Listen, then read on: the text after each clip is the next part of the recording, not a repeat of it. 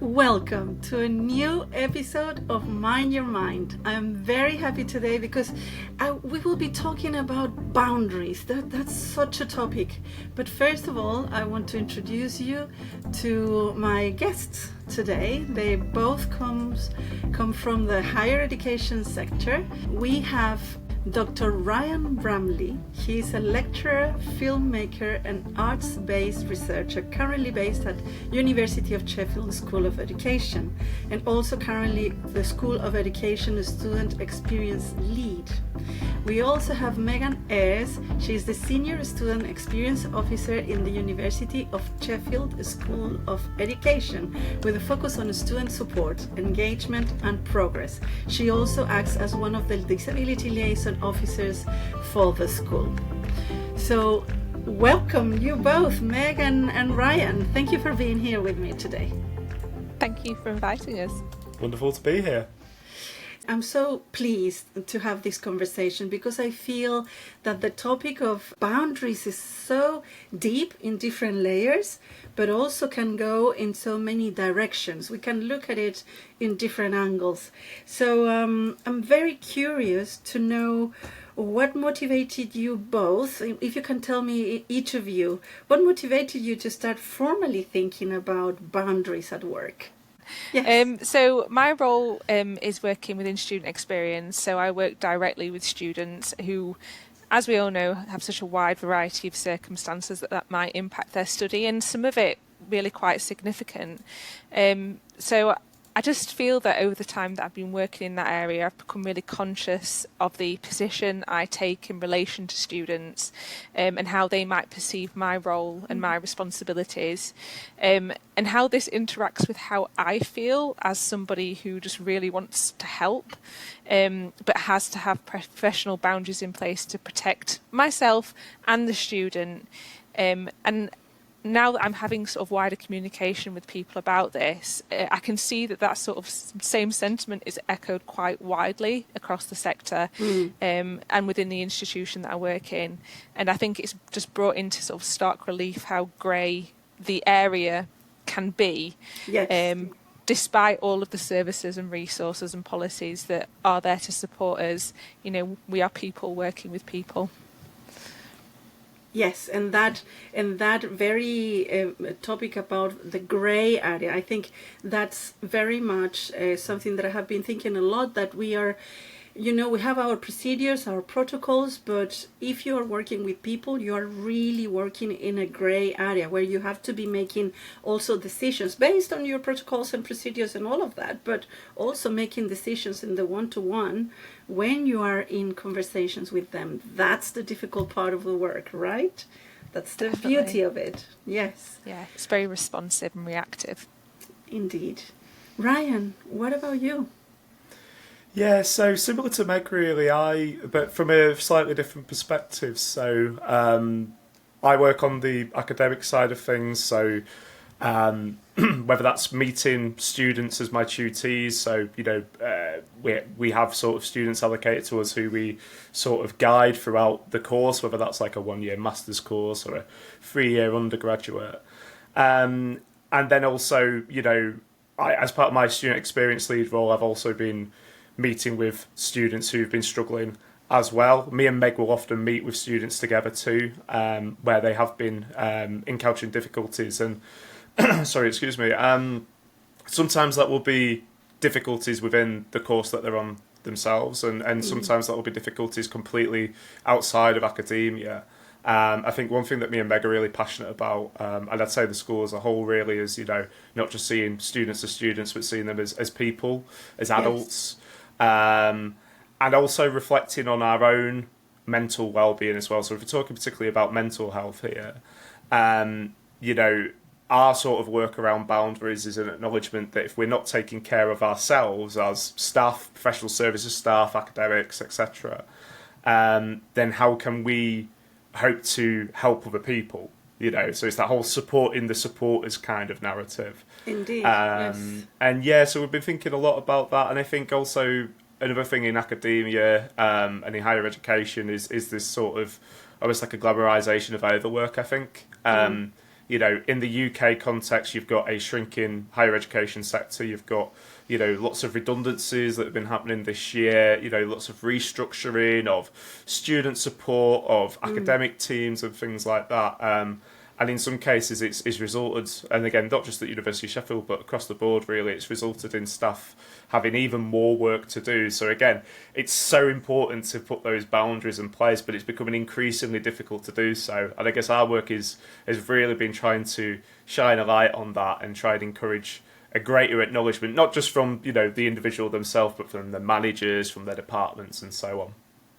Yes, and that's what brought us together as well, no? The idea of thinking about the care for the carers, the context in which we are working in, and how easy or more difficult it could be sometimes set boundaries depending on the context, but also how necessary it is, no? And that lead us to think about that connection between boundaries in general and well-being. So do you want to tell me a little bit about your views around that? I think for me, my focus is how we can be active about boundaries, but in a healthy and helpful way.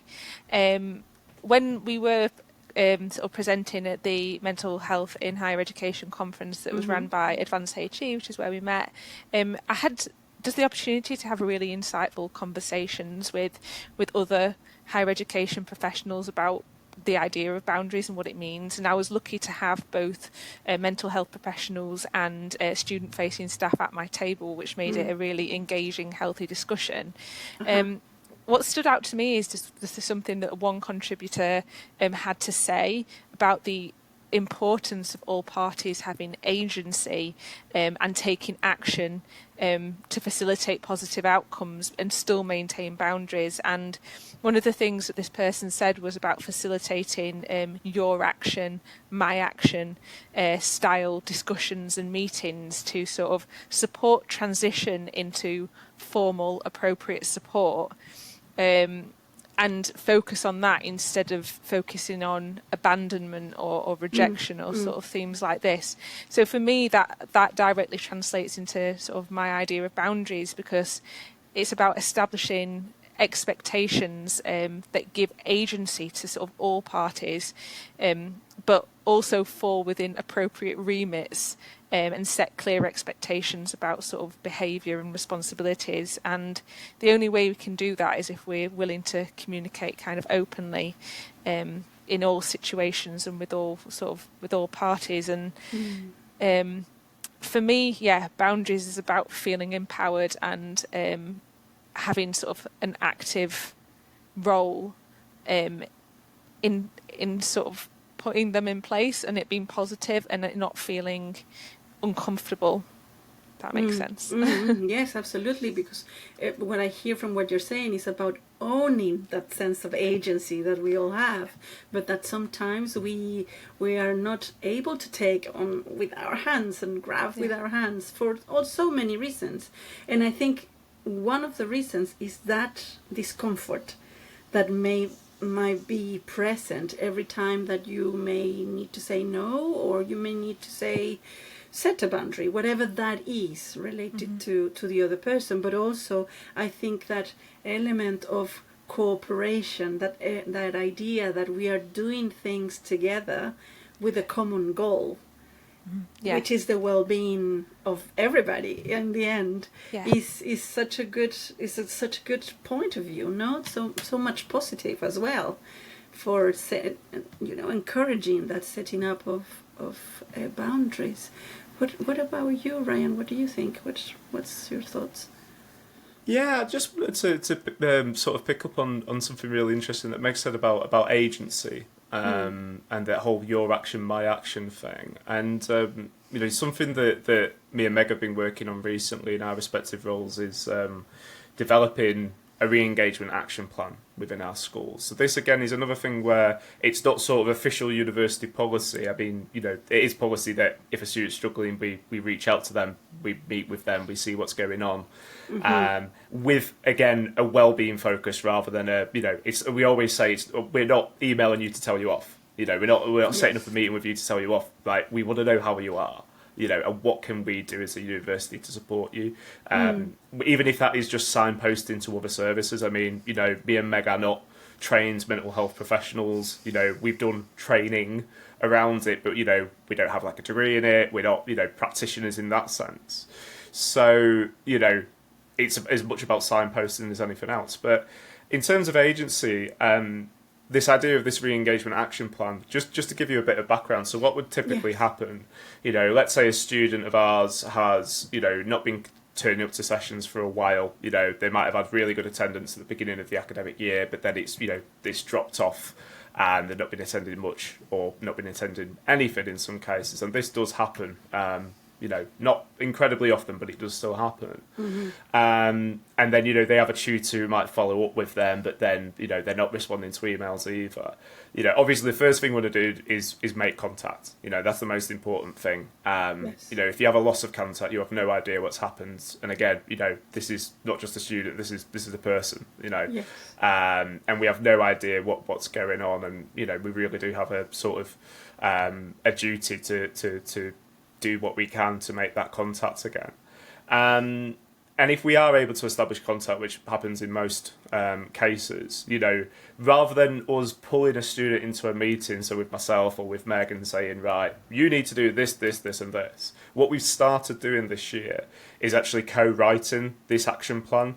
So, we might suggest, or I might suggest things in my role of saying, right, you've not turned up to anything for the last 3 weeks. We're not expecting you to go from that to all of a sudden having 100% attendance over the next month. But, could we build in a more realistic target? So, that could be, attending half of the sessions in the next week. Again, it's not ideal in the long term, but it's building towards something, or, trying to minimise how many you're missing by by one a week or whatever. But also addressing other things as well, because again, we really want to challenge this idea that students aren't turning up because they're not bothered, they're not interested. Like that is very rarely the case, and sometimes it can be the opposite. I think in our experience, it can be that a student is so worried. For example, we'll often see a drop off in attendance. Approaching assignments. It's not that the students aren't working; it's that quite often I'll have students say, oh, I'm sorry I didn't come today. I'm just so worried about this assignment. And I thought I'll get that done instead of coming to the lecture or coming to the seminar. So I think it's just about taking that holistic approach, really. And as I say, not just us saying to people, right, you must do this. There are things that they do need to do, obviously. Yes, of course. But actually asking them, right, what would work for you? And what do you think is a realistic target? And then try and meet in the middle somewhere with that as well.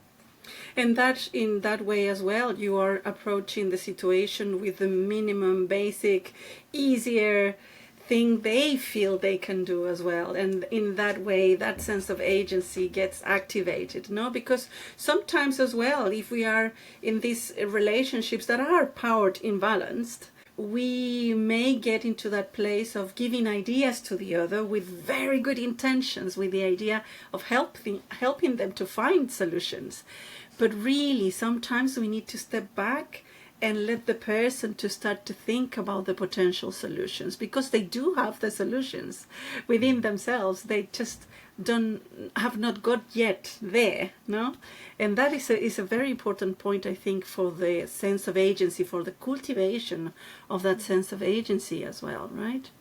I think it helps us as well with our boundaries, because we no longer feel we're sort of responsible for dictating or instructing people to do certain things. Obviously we're all working within a regulatory sort of environment, but as people, as employees, we should be able to offer guidance and sort of be working with people as opposed to just dictating what they're doing. So I really think collaborating with students and with each other to reach positive outcomes is a better way for everybody to feel safer and more comfortable, and like they're in a good place, basically. Yes, definitely, and start to connect as well with that sense of safety within, that sense of the skills, the capacities that one has, no, the confidence that you sort of can do it. what are the learnings? You have been leading a project within, this is the project that you're doing, right? That you're working on, the re-engagement action plan. Is that the only one, or is this under the umbrella of a bigger project? Can you tell me a little bit more about that?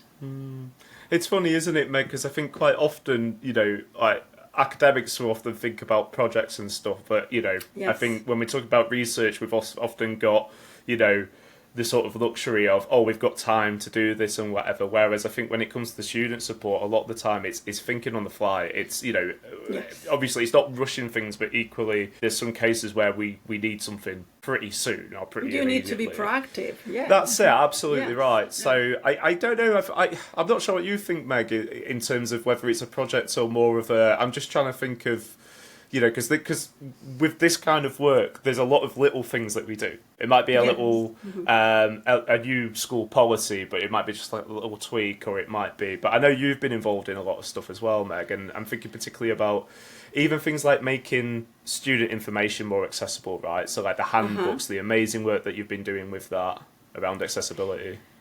Yeah, I think in terms of this work, in terms of the boundaries, I think we've had quite a few discussions around what we can do with it.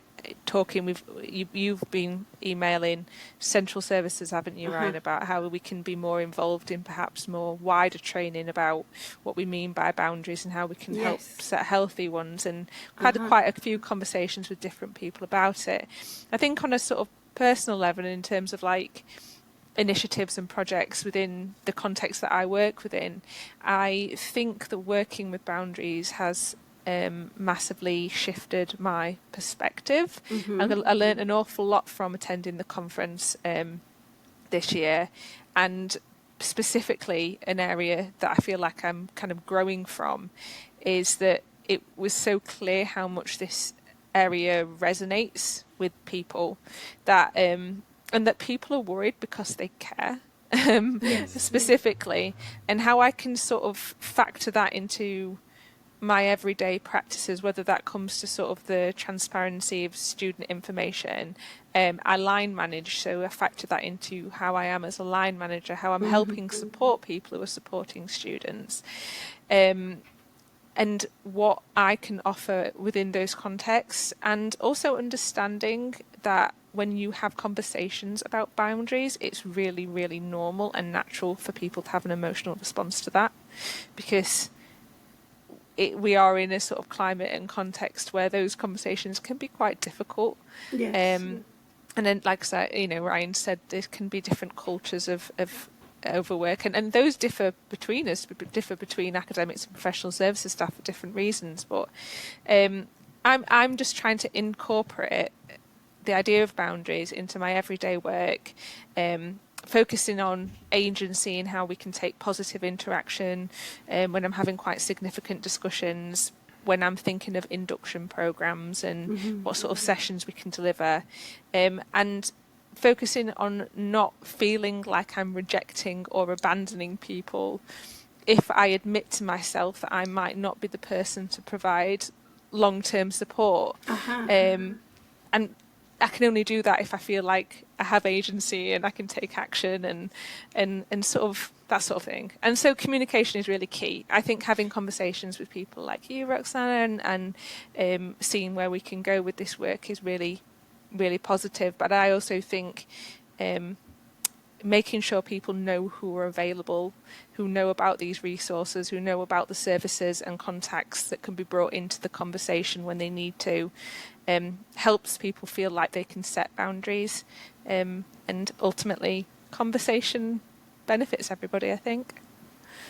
I think when it comes to communication as well, another thing that Meg's been doing loads of awesome work on is about actually making us more, making students more familiar with us from the get-go. So you mentioned induction, for example, Meg, and you've been doing some brilliant work with that, and actually saying, right, during the first week, orientation week or intro week or whatever you want to call it, say, right, students often don't get to meet professional services staff, so like student support staff and people like that, you know, if they do get to meet them, it's often because things aren't going well, right? And that can be difficult if you don't know that person. So actually having a few friendly faces come and say, hey, how are you doing? And, you know, giving them that vital information, but also being like, yeah, this is me, you know, hi, we care about you. And, you know, if you see me around, say hi, and that kind of thing. It's just, I think it helps, you know, it's, you know, me and Meg, it's not that long ago that we were students ourselves. And, you know, that feeling of anxiety, like, because going to university is unlike anything I think I've ever known. You know, you go to school, you go to college or whatever, it's like, okay, this is your teacher, this is your whatever. And often you're based in a department where there are so many different staff that you work with and that you encounter for a module or for a one-off lecture or whatever, and it can be difficult for us as staff members sometimes to know who the right people are to go to in the department. So it must be even harder for students to know that. And again, I think that's where that clarity of communication really comes in, and that is so important for boundaries then, because if students aren't clear on who to go to with an issue, you know, they may go to, I mean, it's not an issue if they go to the wrong person, because that's better than not going to anybody at all, and we can, you know, pass people on and things like that. But, you know, equally, you know, don't want to make sure so that the people who have been seen the most are the ones who are getting the most queries as well, because it's like, oh, you know, I've seen Meg around, you know, I'll ask Meg or whatever. Do you know what I mean? It's about just trying to manage that between ourselves as a staff team as well.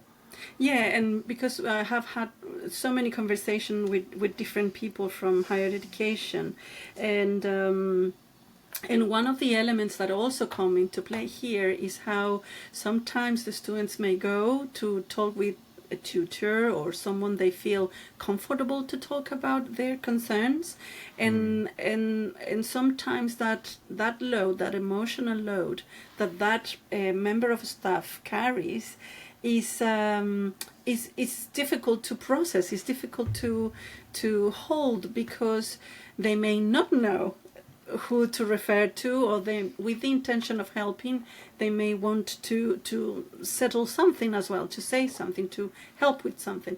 So I think their boundaries also are super important. So information for everybody to know where the support services are within the university also helps other members of staff to actually be able to direct the students, or don't feel necessarily the responsibility to resolve the issue then and there immediately for that student.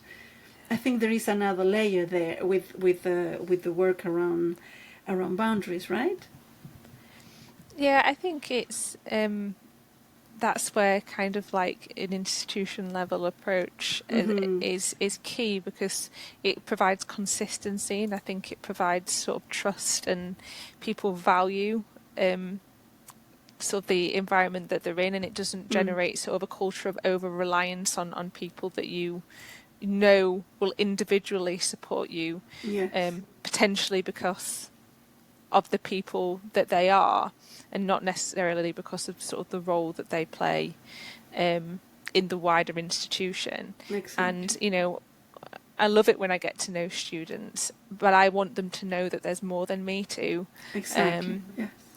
That there's plenty there to support them. But if they don't know about that, and we're not communicating that, and likewise if I don't know about that because it's not being communicated to me, then you encounter a real issue where the patterns of behaviour can come quite unhealthy or cyclical, and that places a lot of pressure.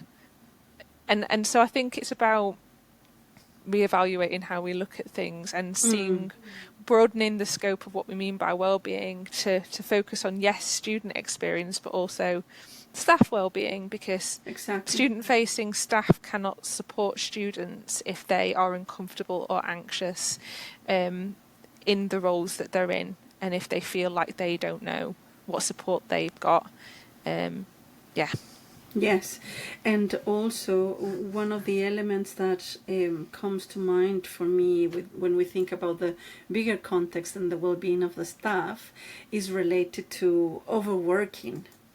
and overload, and considering the context, no, you were mentioning, Ryan, at the beginning, with all the changes that we are in a constantly evolving environment, working in such an evolving environment, and it requires a lot of adaptation, and that inevitably will affect the well-being as well of the staff, and those sort of levels of work, and how easy sometimes without enough boundaries, the healthy and helpful boundaries that you are suggesting to have, that can become quite overwhelming. Yeah, absolutely. And Roxana, I've lost count of the amount of times that I've actually shared with colleagues and friends as well, something that you said at that Advanced HE conference that Meg mentioned earlier, which was about that idea of the lead shadow. And Yes. I'd never heard of that before, that idea, and it's really resonated with me, and I think with Meg as well, because, you know, if we're thinking in terms of hierarchies as well, I think I mean, I can only speak to my own experience. I've been fortunate enough that I've not been told, you know, I have to work 50, 60 hours a week or whatever. But I know there are people who do. I know there are people who feel pressured to do so because they need to do all these things. And, you know, there's a lot of different aspects to our roles, right? I think particularly from the academic side here. But also, you know, if you're looking to your mentors or your line managers, I mean, I've been really fortunate to have, you know, wonderful mentors and line managers during my few years as a full-time lecturer. I'm still an early career researcher, so I'm still learning my trade as well. But, you know, if you're looking to people above you and they're overworking, they're working every weekend, they're doing 7 days a week, you know, they're replying to emails at 11 o'clock at night, things like that.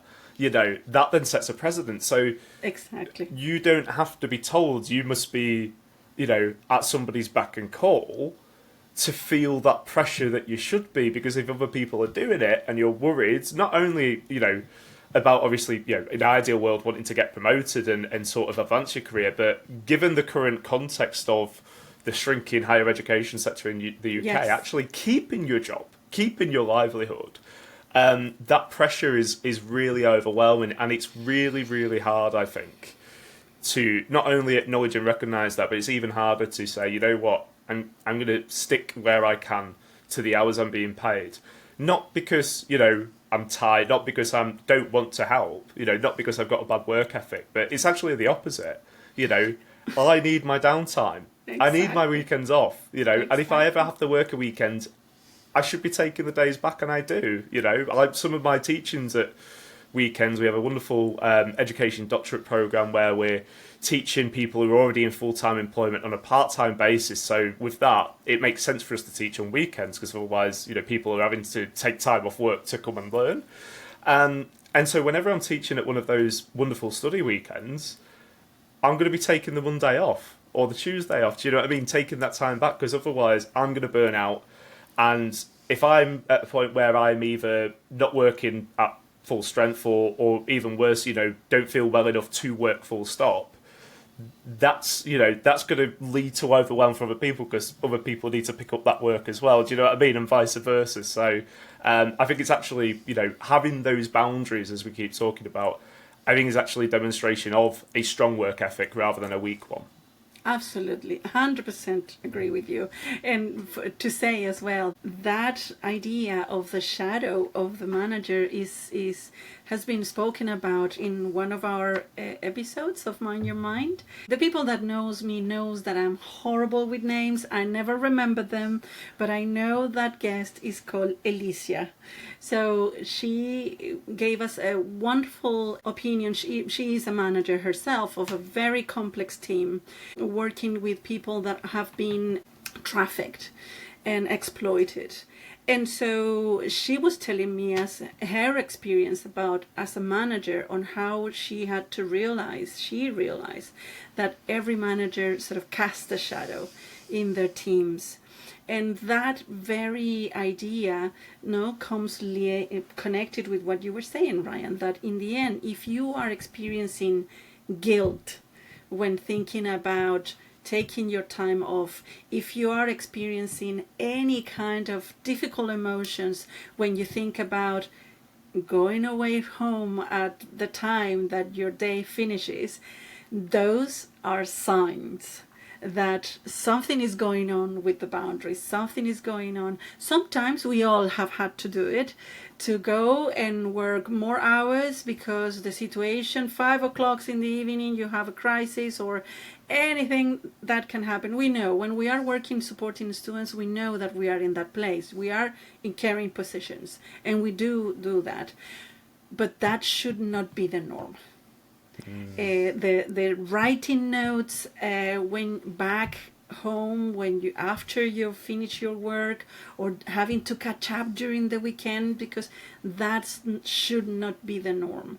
But what about the expectations? And this is something about also a leadership that is compassionate and understanding, about the limitations that every single system will have.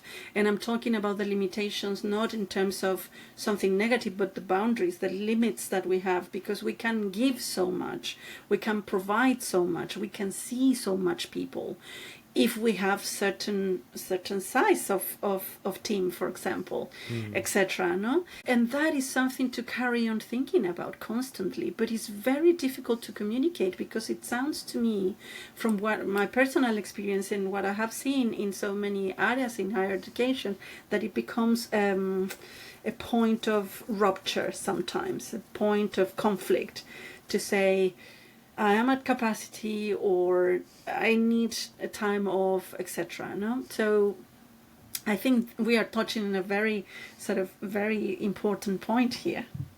No, I was just going to say that, like, I think, I know it's a bit cliche, but I often talk about quality over quantity, Yes. And I think working hard doesn't need to necessarily mean working, way many more hours than you're actually being paid for. I think actually that thing of, like you say though, Roxana, like sometimes there is a crisis, sometimes you do have to go above and beyond in terms of, whether it's a 9 to 5 or an 8 to 4 or whatever. And actually one of the other scenarios that we ran as part of our Compassionate Boundaries workshop at the Advanced HE Mental Wellbeing Conference was around, a scenario where you meet a student at the end of a working day, you're the only person in the office, which again quite often happens, particularly at certain times in the year, and that student's in crisis, and you unexpectedly find yourself in a position where somebody really needs help and they need it quite urgently. But I think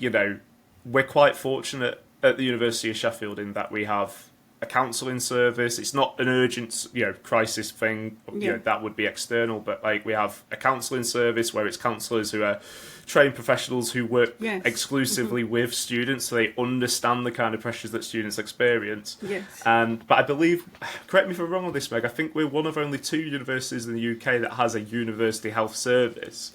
So we actually have NHS integrated within the university. And we have really good links with them as well. So again, if not so much in an urgent situation, but in something that's important but doesn't need attention at this moment in time, we can signpost those services as well. Also acknowledging that whilst we want to do all we can to help, we don't have the skills, knowledge, and resources to provide that mental health support or that wellbeing support to students. I think we've also kind of got some, I'll keep going back to agency and sort of action, but we have our own sort of personal agency in practical arrangements for sort of enforcing our own boundaries as well, and sort of things that I've thought about and know that we both thought about, Ryan, for various reasons, is sort of the small things that we can do. Can we bring support contacts and services into the conversations directly with the person that's we're having a conversation with? Should we be arranging meetings at the end of the day, especially at the end of the week, or can we sort of make sure that we're doing those in core hours where help and support is readily accessible, is on hand, and are we speaking with our leadership? Are we feeding back things through formal mechanism points? Are we speaking with managers?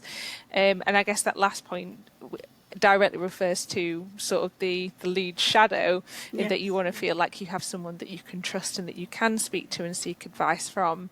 But I tend to find there's very rarely one person that you can do that with. Making sure that you are around people, and that you're aware and feel empowered to access different people, contact services.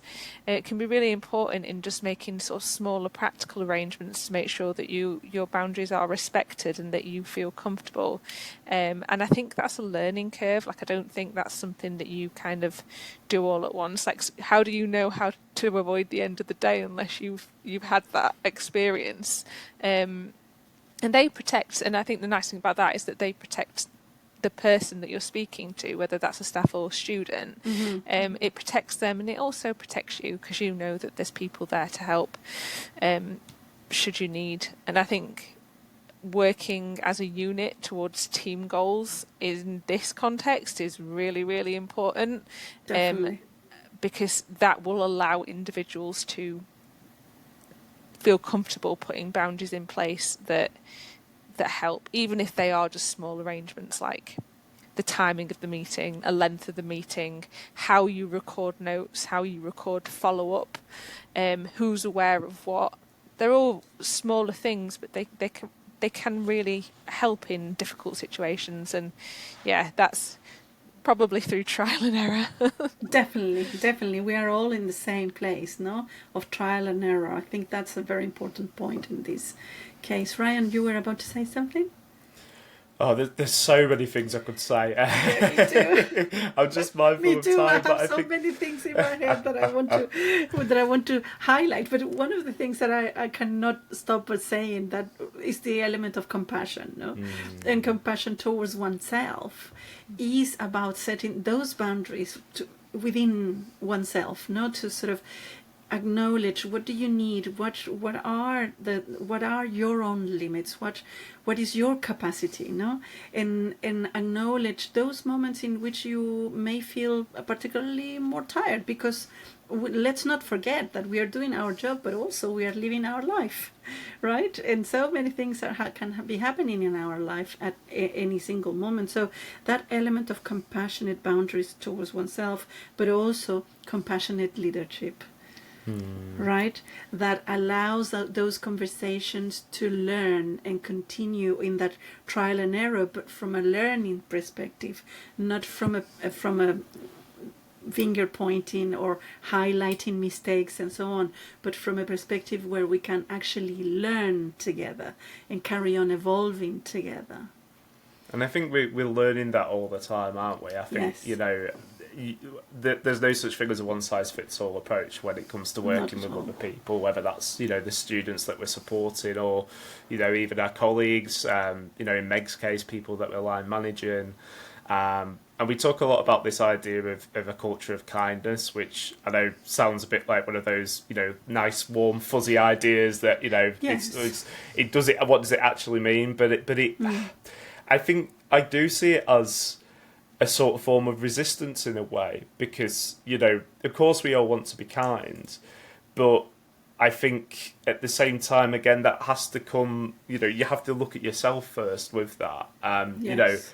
I am, when it comes to sort of self-work and things like that, I'm a massive hypocrite. I've been through therapy and counselling and stuff myself, and the one thing I'd always say, in almost every meeting I've had is like, I'm really sorry I've not done my homework for this week. And then it's like, and then in my day job, I'm like saying to the students, like, where's your assignment? Do you know what I mean? But it's so, it can be so difficult. And again, I think we're trying to get better at that all the time, whilst also acknowledging that, there's a lot of external sort of pressures at play. Yeah. This year's been a massive year of change for us at the university. But again, this is not uncommon in UK higher education at the moment. A lot of people have essentially been fighting for their jobs and things like that. And, I think we talk about imposter syndrome a lot as well, and trying to sort of, justify your place and your right to be here, and that can be really difficult in a culture where, again, there have been redundancies, there have been, people being moved around in departments and stuff like that. So, this is not something that we can fix overnight. But again, you have to have that sort of school approach to it. You have to have that organisational approach to it. It's no good just saying to an individual, right, you need to be kinder on yourself, because, you know, systemically, like, you know, the system often it's not enough. It's not enough. Yes. You know, it's like, oh, you know, you thing. need to Yes. you need to work a little less hard, or you need to work fewer hours. It's like, yeah, but look at all the things I need to do in my day-to-day work. You know, it's not possible to do all of that. So exactly. It is hard, but I do think we're fortunate in that we are in a I'm not saying we can't improve as a department, as a school. I think every university, every organisation can, and we're committed to that. But, you know, at the same time, I do think we are fortunate that we are surrounded by colleagues that are, you know, to use another cliche, singing from the same hymn sheet. That's wonderful. You already gave us some ideas. We are approaching the end of today's episode. And always at this point, I ask the more practical aspects of this. Because we are talking about the how. That's what I want to go into. We are talking about all of these elements, no? When you just said, Ryan, as well. Maybe identifying a starting point, either for organizations or individuals, to get into this place of at least start maybe thinking about boundaries, or doing something related to boundaries that can help them as well to put in practice that sense of agency that everybody has. So I don't know, whatever you want to choose to share with us, it will be useful for our audience for sure. Yeah, I think I'll sort of cover what I think as an organisation and what as I think sort of as an individual, because I think they pair quite nicely, really. And it's a lot of questions, right? There's only through questions can we get answers. So yes.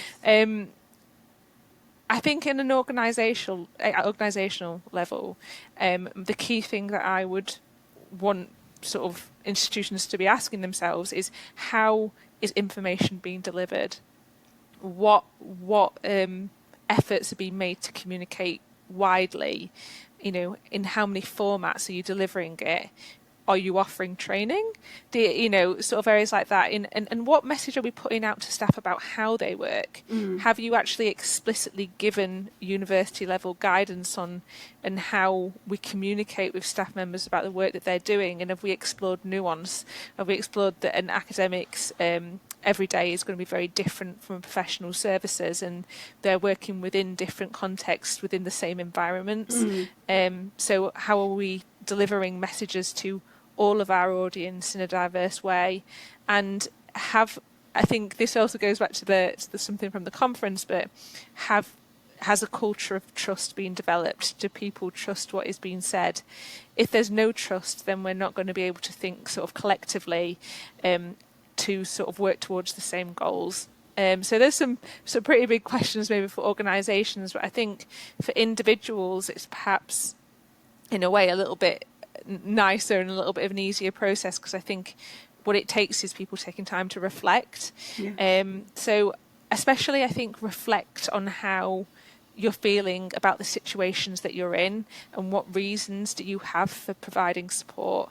And if it's because you feel personally responsible, you feel pressured, or think that if you don't provide it, it's not going to get provided, then that is not sustainable for you or for the person that you're supporting. And there's obviously something there that needs to be addressed personally and on a wider level.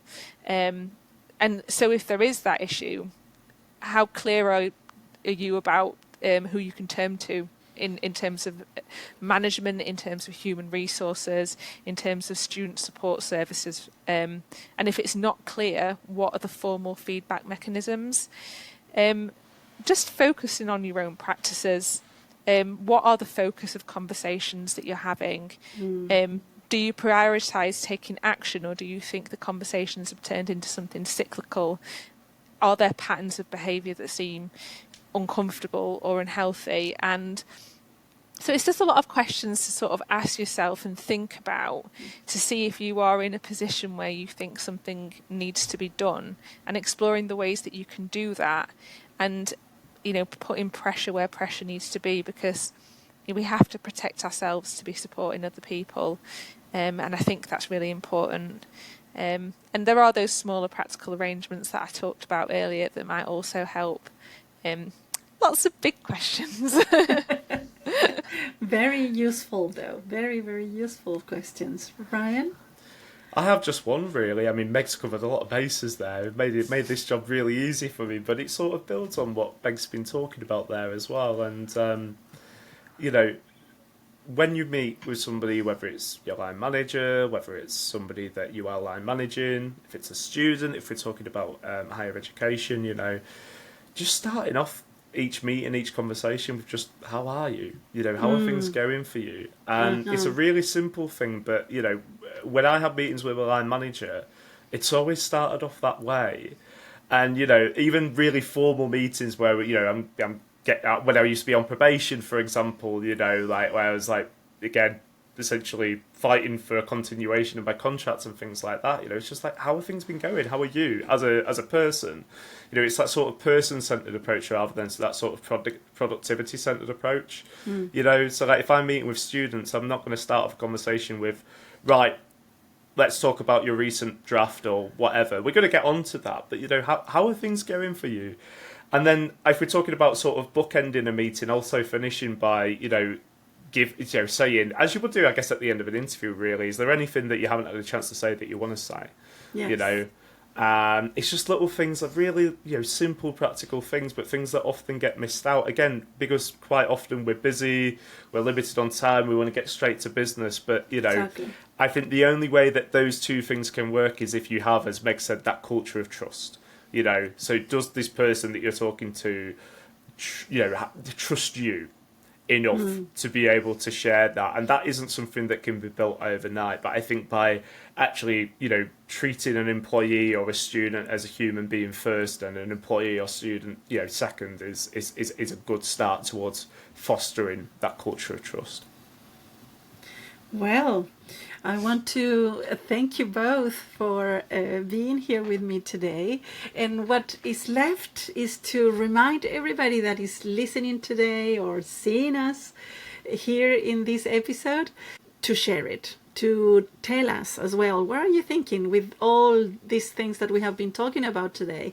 Get in touch if you want, share this episode, and that in that way you will indeed help us to help other people that are working in supporting others in whichever organization and area of work. So thank you so very much, Meg and Ryan, for being here with me and for accepting this invitation and bringing this exercise of exploration and reflection about something so important as boundaries.